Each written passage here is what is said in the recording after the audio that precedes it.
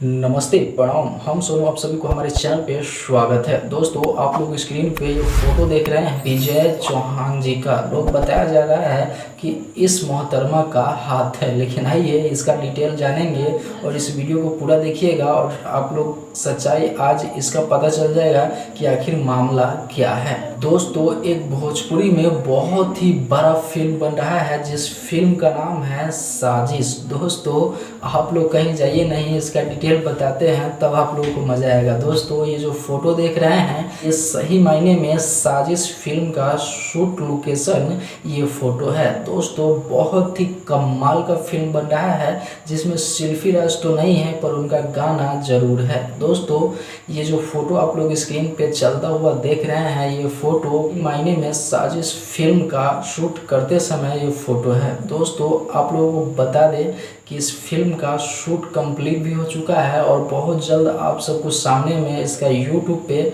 Trailer release होने वाला है और बहुत जल्द हर सिनेमा घरों में ये फिल्म लगने वाला है। दोस्तों, इसमें सुपरस्टार विजय चौहान जी का ये फिल्म है साजिश और बहुत जल्द आप लोगों को देखने को मिलेगा।